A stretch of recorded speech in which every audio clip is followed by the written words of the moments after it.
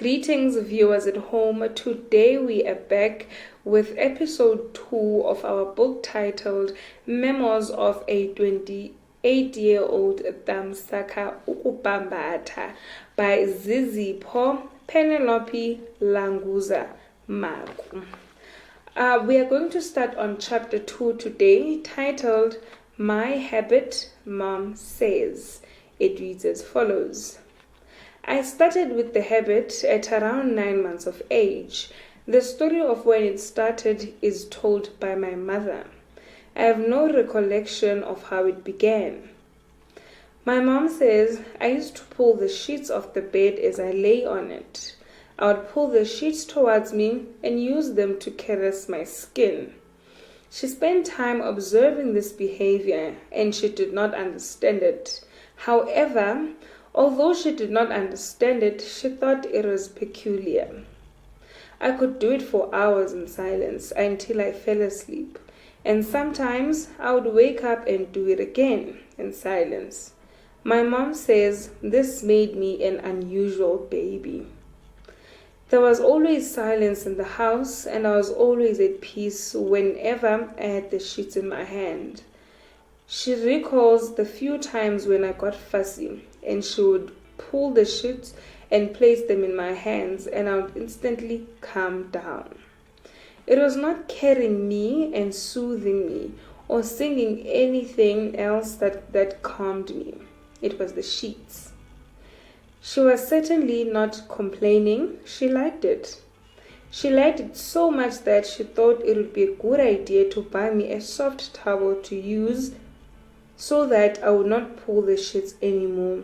So she decided to go and buy the towel, and she says I welcomed it with no hesitation. It was a smaller and easier to use. She says she got to a point where she started with the routine of bathing me in the mornings, feeding me, and then handing me my towel so she could go about her business. I did not even seem to need her. I just needed my towel.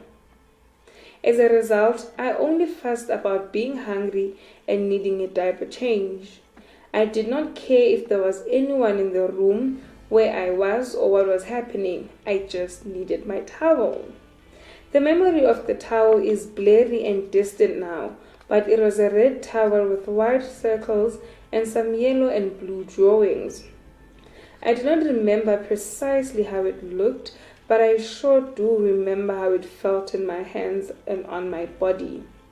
I would wrap the towel around my forefinger and caress the finger over my skin.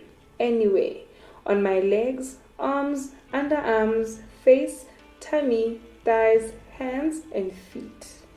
I would just crave doing it in a particular area and follow the craving.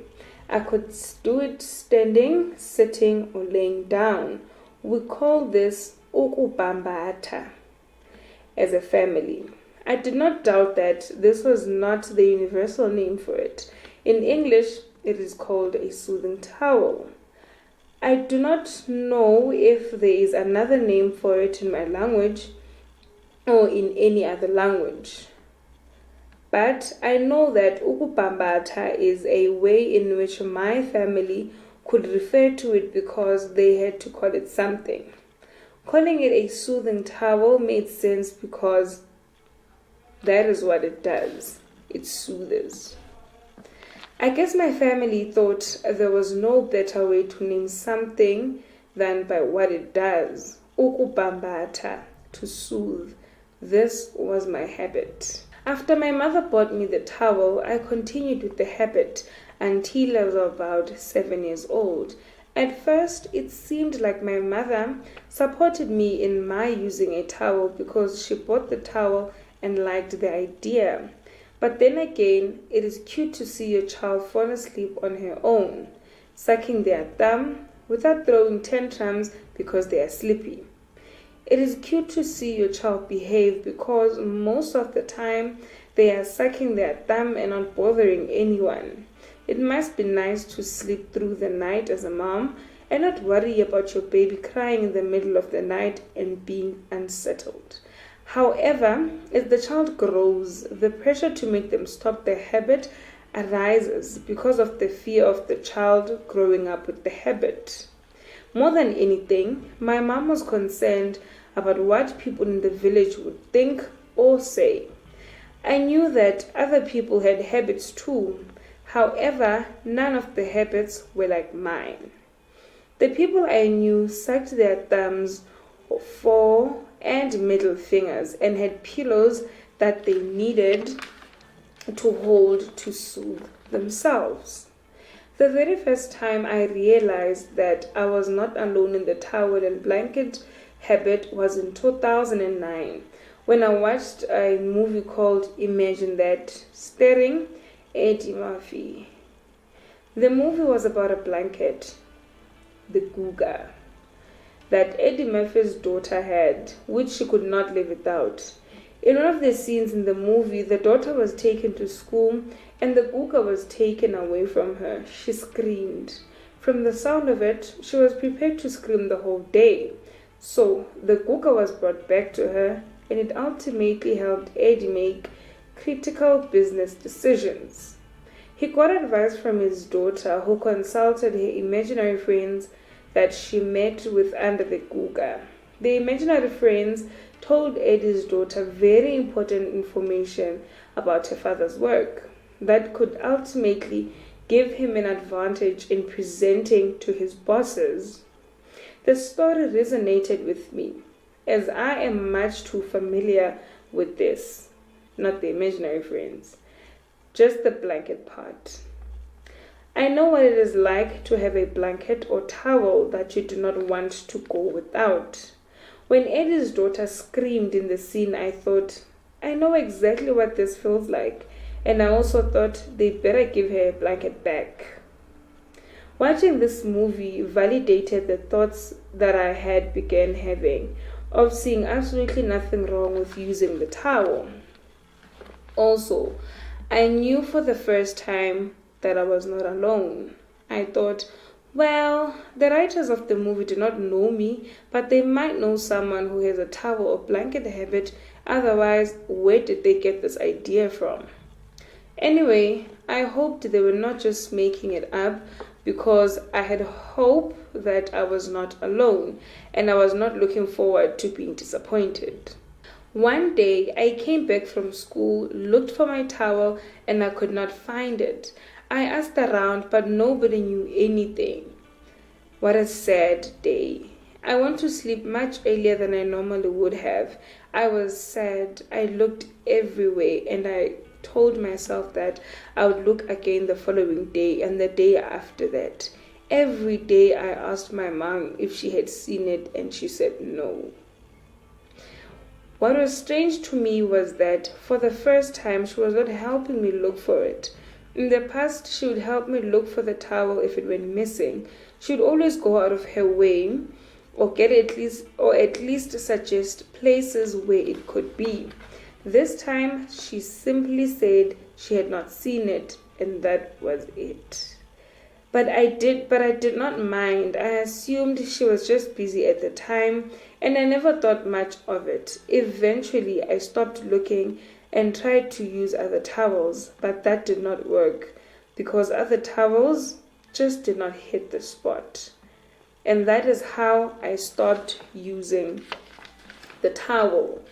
Before I knew, it had been 3 years, then 8 years without my towel. After around 10 years, I found out that my mom gave my towel away to stop me from using it. She knew that hiding it in the house would not be an option because I would look for it until I found it. I felt robbed. My most prized possession was taken from me and given away so that I could not have the pleasure of expressing myself anymore. It was taken away so I could be more like everyone else. I spent a considerable amount of time thinking about my mom giving my towel away, and I could not believe that she kept it a secret for 10 years. She watched me come home from school and go to sleep early because I was having such a hard time without my towel. I might have cried, but I'm certain that I was sad. As a mom, She must have known I was sad. I still wonder how she felt when she saw me go through that, but I suspect she thought it was for the best. That towel is irreplaceable. I think I would have felt better if the towel got torn or worn, if I had lost it somewhere else and not at home, or maybe if I just never knew what happened to it. But the fact that my mom gave it away made me feel empty and so sad to have lost a part of me for good. On the positive side, the time I spent without my towel taught me how to endure and how to survive without it. At some point, I was addicted to the towel. I just could not live without it. Now, I can live without it. I just prefer it being there. The time I spent without my towel freed me from the addiction and from being completely dependent on the towel for soothing and comfort. The journey of learning endurance and independence from the towel was hard, but now I can connect the dots. Everything that happened had to happen. I had to learn not to be dependent. Though that was not my mother's plan, she gave the towel away because she was not teaching me anything. She just wanted me to stop for good. However, I matured and learned to be independent of the towel instead. Readers at home, that is the end of chapter 2 that was titled My Habit, My Mom Says. Next week, we will be getting on with chapter 3, which is titled My Childhood. See you